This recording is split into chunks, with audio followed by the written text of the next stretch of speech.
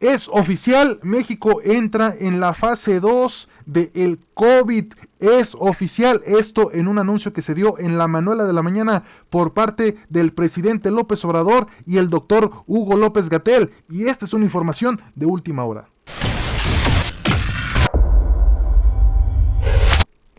Bienvenidos a esto que son los encabezados de última hora, las noticias y el análisis casi diario. Y por su mamacita santa, compartan este video en sus grupos de Facebook y WhatsApp diciendo: yo me informo con los encabezados. Habiendo dicho esto, vámonos directamente a toda la información, porque el doctor Hugo López-Gatell ha hecho oficial el comentario. Es decir, acaba de anunciar que en efecto México está entrando en la fase 2 de esta contingencia por el COVID, y que sea él quien nos lo explique. Adelante, doctor. Y la mitigación. Declaro y reitero, las medidas extremas son parte del repertorio de salud pública, pero lejos estamos de necesitar medidas que vulneren la vida pública o que afecten a las garantías individuales. En la siguiente diapositiva quiero destacar dos elementos, y estos los quiero destacar con un sentido de confianza y de optimismo en la enorme oportunidad que México ha tenido por no ser el país de origen de esta epidemia. Como todos sabemos, esta epidemia empezó con el año en la región asiática, específicamente en China, y como era esperable, se propagó a varios otros países. El aprendizaje científico, técnico que ha podido tener México por la experiencia vivida y la extensa documentación científica sobre el comportamiento de este virus en el resto del mundo, nos da una ventaja respecto a otros territorios. Y la ventaja es poder programar adecuadamente el momento de cambio de las distintas fases y de las medidas de salud pública.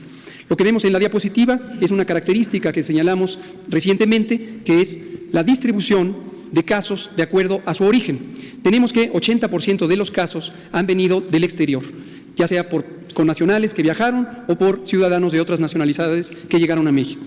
Sin embargo, hasta casi el 20% son casos que derivan de este proceso de importación y son los contagios directos por personas que viajaron hacia personas que no han viajado. Y lo que tenemos como una señal muy temprana es la existencia de casos en donde no existe un antecedente de contacto, ni con personas que viajaron y se infectaron, ni con alguien en el territorio nacional. Aunque apenas es el 1%, 5 casos, lo consideramos una señal temprana que debe ser tomada en cuenta, porque esto precisamente es el elemento clave que empieza a distinguir la fase 1 de la fase 2. Esta característica, no el número de casos, esta característica, la pérdida de trazabilidad de los contagios.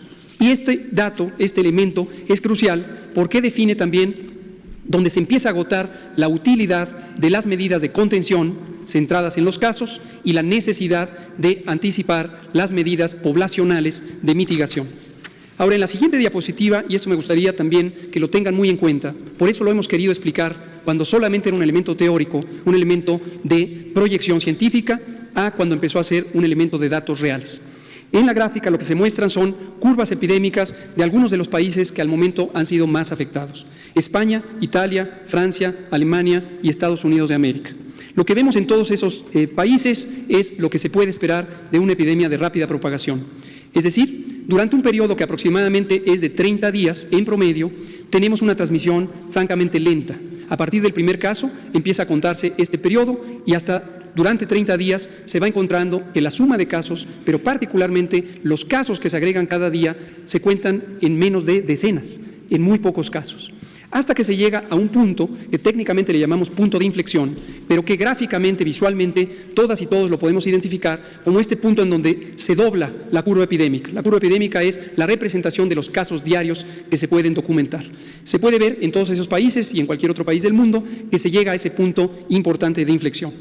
Finalmente, en la parte baja de la diapositiva, apenas visible, está una línea de puntos gruesos que corresponde a lo que está ocurriendo en México. Todavía no hemos llegado al punto de inflexión. Todavía no hemos llegado al punto en donde cambiamos de una propagación lenta a una propagación muy acelerada. Y esta es la oportunidad de México. La oportunidad de México es haber actuado oportunamente en reconocer que esto podía darse y haber planeado el momento correcto de la implantación de las medidas comunitarias. El momento es este. Y por lo tanto, queremos declarar formalmente el inicio de la fase 2. El inicio de la fase 2 lo que nos permite es trazar el horizonte para los siguientes 30 a 40 días, en donde empezaremos a visualizar que México, por haber anticipado 2 semanas antes las medidas generales, las medidas masivas que tienen los mayores impactos, tanto en reducir la transmisión y desafortunadamente también en las consecuencias sociales. Vamos a poder doblar la curva, vamos a poder tener menor transmisión. Quiero ser muy claro, seguiremos teniendo transmisión. La expectativa no es terminar con la epidemia de un momento a otro. También quiero ser claro que el éxito en la reducción de la transmisión, en vez de llevarnos a una epidemia corta, nos va a llevar a una epidemia más larga. Pero esto es importante, porque lo que nos lleva es a administrar el riesgo. Administrar el riesgo, en términos llanos, lo que quiere decir es lograr tener que cada día haya menos casos de los que se pueden atender en la infraestructura de salud del Sistema Nacional de Salud de México. Y por eso es importante que estas medidas de mitigación comunitaria sean tomadas en cuenta. Destaco que en términos de mortalidad, mientras que muy triste y desafortunadamente algunos países ya tienen decenas, centenas o millares, nosotros apenas tenemos 4 muy desafortunadas, pero solo 4 muertes. Italia tiene 5.476 muertes, en España han muerto 1.720 personas, en Francia las defunciones ya se suman en 674, mientras que en Estados Unidos hay 407 decesos atribuibles a COVID.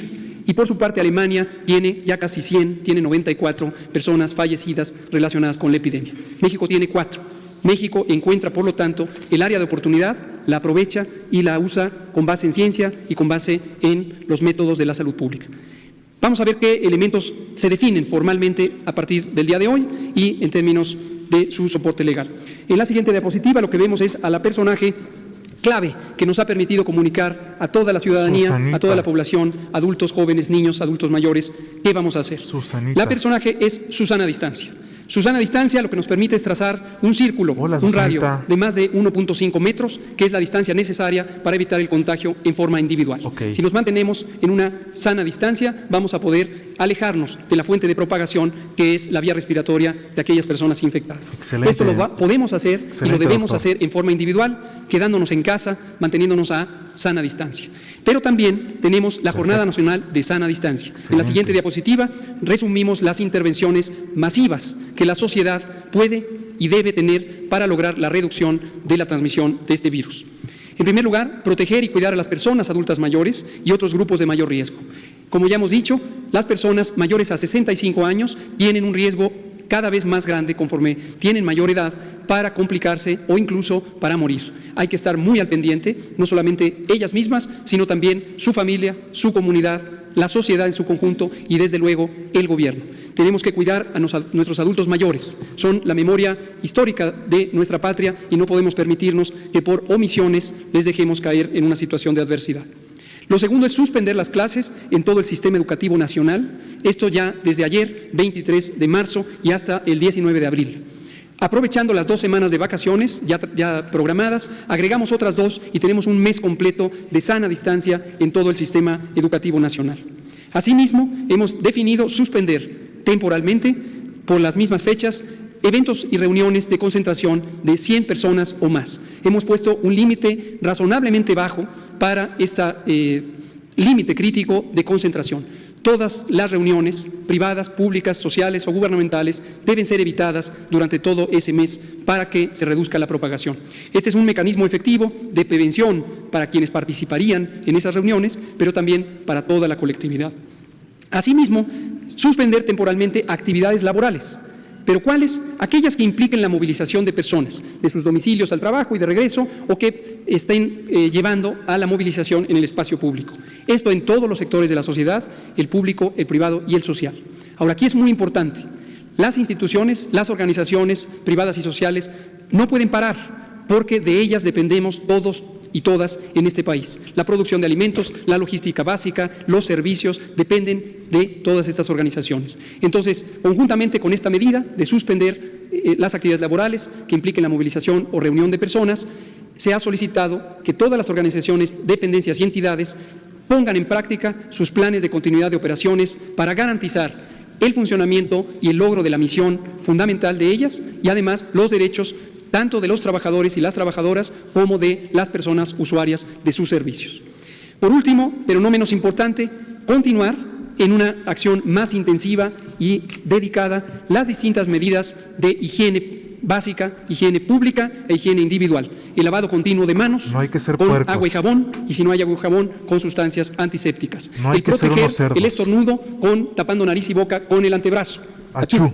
Y también que quien esté con síntomas se quede en casa, se quede en casa. Se quede en casa toda persona que pudiera tener síntomas y que no tenga riesgo de complicarse, que es la gran mayoría, que se quede en casa por 15 días para que no transmita a otros. Ahora bien, enfatizamos, si se es un adulto mayor, una mujer embarazada o una persona con enfermedades crónicas, en particular diabetes, hipertensión, obesidad y enfermedad pulmonar o cardíaca, así como enfermedad renal o cualquier causa de supresión del sistema inmune, no esperar.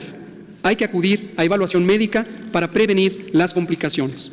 Por último, y anticipándonos a la siguiente fase, que también vendrá, que es la fase 3, en donde pudiera existir transmisión generalizada, es la fase en donde nuestro Sistema Nacional de Salud va a tener retos importantes. Pero esos retos se pueden solventar si el sistema está organizado, si el sistema mantiene alta la moral.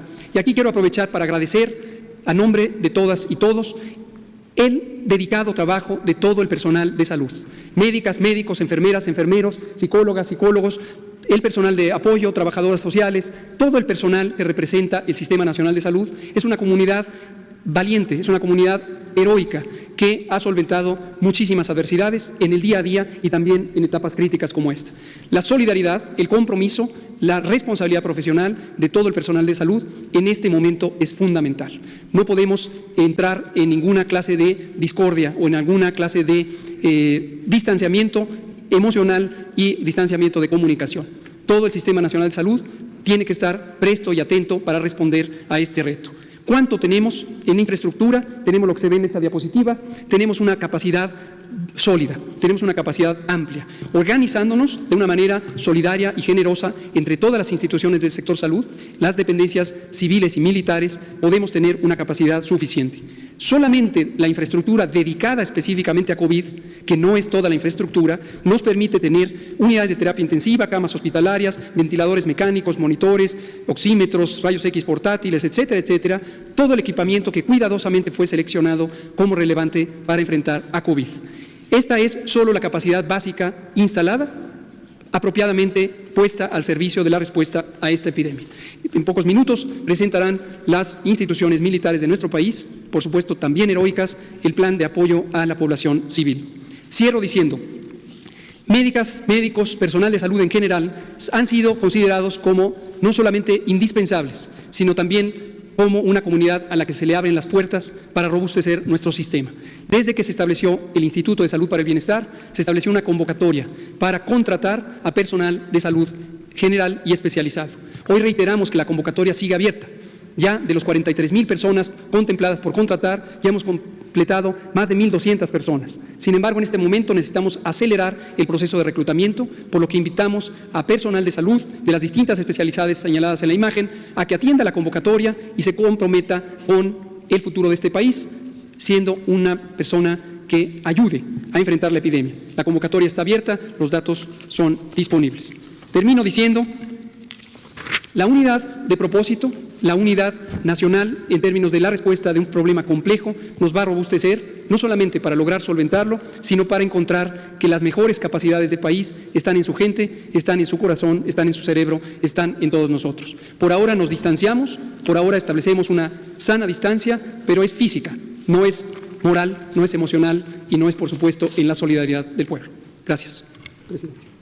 Gracias, mi amor. Digo, gracias, doctor. El doctor Hugo López-Gatell, como siempre, con esa valentía, esa gallardía, esa sonrisa que lo caracteriza, ha estado dando este discurso que tranquilizó al pueblo de México y sobre todo un mensaje que también envió de solidaridad con las médicas, los médicos, las enfermeras, enfermeros y toda la gente que trabaja actualmente en el sector salud.